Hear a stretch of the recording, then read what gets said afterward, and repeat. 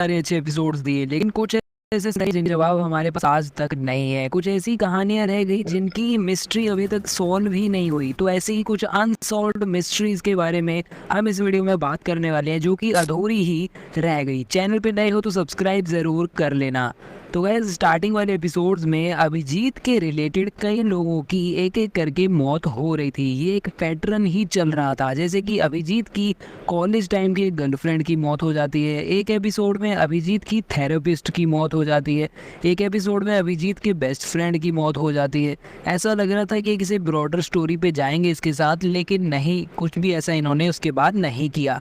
And Abhijit के past के बारे में बात करें तो एक एपिसोड में ऐसा दिखाया गया था कि अभिजीत की पुराने कॉलेज की जो गर्लफ्रेंड थी उसकी मौत हो गई।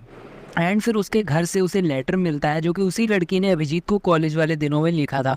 लेकिन अभिजीत के मेमोरी इश्यूज़ को जानते हुए हमें पता ही है कि उसे पुरानी चीज़ें याद नहीं रहती, और फिर वो याद करने की कोशिश करता है। कुछ ऐसे फ्लैशबैक सीन्स दिखाए जाते हैं जिसमें वो एक पुरानी वॉच को याद करता है और अपनी पुरानी तस्वीर देखता है उस लड़की के साथ, पुराने पलों को याद करता है। एपिसोड के एंड में ऐसे ही दिखाया गया था कि अभिजीत कहता है कि पता नहीं ये पुराने पल उसे कभी याद आ भी पाएंगे या फिर नहीं, लेकिन उसके बाद कभी भी ये जो पुराने फ्लैशबैक थे इनको एक्सप्लेन नहीं किया गया। यानी कि अभिजीत को जो थोड़ा थोड़ा याद आ रहा था अपनी ब्लड मेमोरी में से, उसको आगे कंटिन्यू नहीं किया गया। जैसे कि एक घड़ी, एक बाइक, एक लड़की के साथ बिताए हुए पुराने पल और अभिजीत की स्टूडेंट लाइफ। वैसे स्टूडेंट से याद आया, स्टोरी है अभिजीत की स्प्लिट पर्सनैलिटी वाली स्टोरी। यानी कि अभिजीत जब टॉनी बन जाता होता है। सीजन 1 में भी ये स्टोरी थी, सीजन 2 में इसको बहुत अच्छे तरीके से रीइंट्रोड्यूस किया गया। सीजन 1 के पास्ट वाले फ्लैशबैक सीन्स भी दिखाए गए। तो बेसिकली हुआ ये कि दया ने गद्दार वाली ट्रैक के चलते हुए एक औरत को हायर किया कि वो सबकी इन्फॉर्मेशन निकलवाए। उस औरत का मर्डर कर दिया जाता है, अभिजीत पे नाम आ जाता है, लेकिन अभिजीत ने कहा कि मैं तो उस समय गोवा में था। एंड उसकी कार में से बटरफ्लाई निकालकर पंकज कहता है कि ये बटरफ्लाई गोवा की है, यानी कि सच में अभिजीत गोवा में ही था। लेकिन घर आकर पता चलता है कि वो बटरफ्लाईज तो अभिजीत ने अपने घर में ही रखी हुई थी। और ये वाले एपिसोड्स में अभिजीत और टॉनी के स्प्लिट पर्सनैलिटी सीन्स भी हमें देखने को मिलते हैं। लेकिन इस एपिसोड के बाद किसी एक भी एपिसोड में इसका जिक्र नहीं किया गया और इस कहानी को बिल्कुल भी कंटिन्यू नहीं किया गया, जबकि एपिसोड बहुत अच्छा था। इवन रात को जब दया सो रहा था तो अभिजीत टॉनी बनकर उसके घर गया था एंड उसके चाकू से वार भी करता है। लेकिन उसके बाद एक बार भी सीआईडी वाले इसका सवाल अभिजीत से नहीं पूछते और उसको जाने देते हैं, जो कि एक बहुत बड़ा प्लॉट होल है।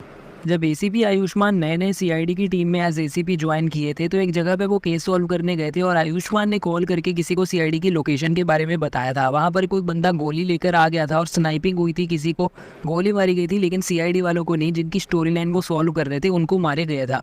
लेकिन सवाल ये आता है कि ये गोली आयुष्मान ने तो मरवाई नहीं, लेकिन आयुष्मान कॉल पे किससे बात कर रहा था और किसको सीआईडी वालों की लोकेशन दे रहा था।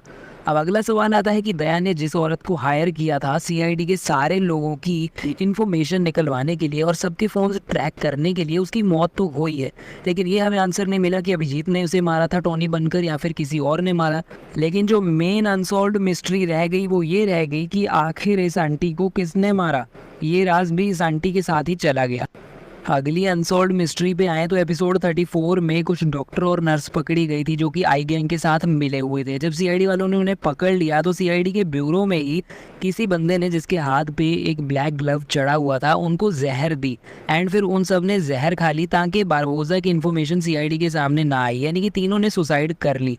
एंड बाद में ये पता चला था कि सीआईडी का कोई गद्दार है जो कि वहाँ पर उस समय प्रेजेंट था, उनमें से ही किसी ने इनको ये जहर दी थी। लेकिन बाद में इन्होंने दिखाया कि नकली सालूंखे गद्दार था, लेकिन सालूंखे तो वहाँ पर था भी नहीं। तो आखिर इन्हें जहर दी किसने, ये भी एक बहुत बड़ा सवाल रह गया।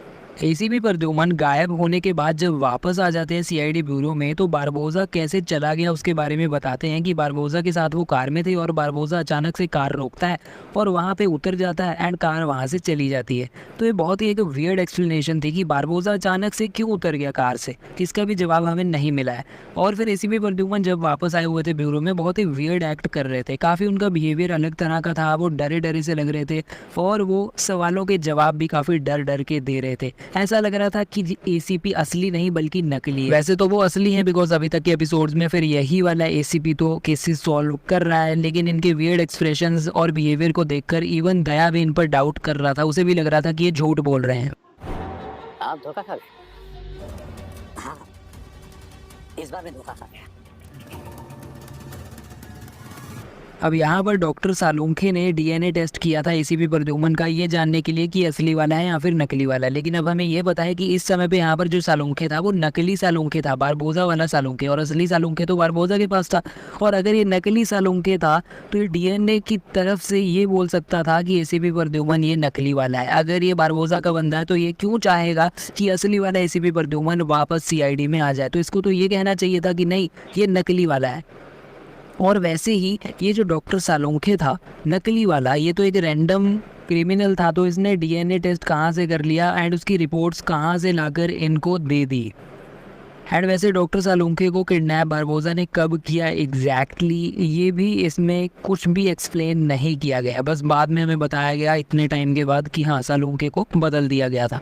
और जब किडनैपिंग के काफ़ी टाइम के बाद असली डॉक्टर सालुंखे मिल जाते हैं, वापस आने के बाद सीआईडी में से किसी ने उनको क्वेश्चन भी नहीं किया कि डॉक्टर सालुंखे को बारबोजा ने कब उठाया, कैसे बदला, और डॉक्टर सालुंखे से कोई क्लू लेने की कोशिश भी नहीं करी जिससे वो बारबोजा को पकड़ पाए। एक और फोरेंसिक एक्सपर्ट था जिसका हाल बहुत ही बुरा कर दिया था बारबोजा ने। एक तो हमें ये नहीं पता चला कि बारबोजा ने उस बंदे का ऐसा हाल क्यों किया, और हमें ये भी नहीं पता चला कि उसे कैसे पता था कि डॉक्टर सालुंखे कहाँ पर है, बिकॉज उसने सालुंखे की लोकेशन बताई थी सीआईडी वालों को कि उसको किडनैप करके वहाँ पर रखा हुआ। जब डॉक्टर सालुंखे वापस घर पहुंचते हैं तो उनके सामने एक काले रंग का गिफ्ट बॉक्स पड़ा होता है जो कि बारबोजा ने रखा होता है, बिकॉज वो जो फोरेंसिक साइंटिस्ट था उसके घर में भी वैसा ही गिफ्ट बॉक्स रखा था। उसे देखकर डॉक्टर सालुंखे काफ़ी ज़्यादा चौंक जाते हैं, काफ़ी शॉक हो जाते हैं, लेकिन उसको भी कंटिन्यू नहीं किया गया, वो कहानी भी वहीं की वहीं अधूरी रह गई।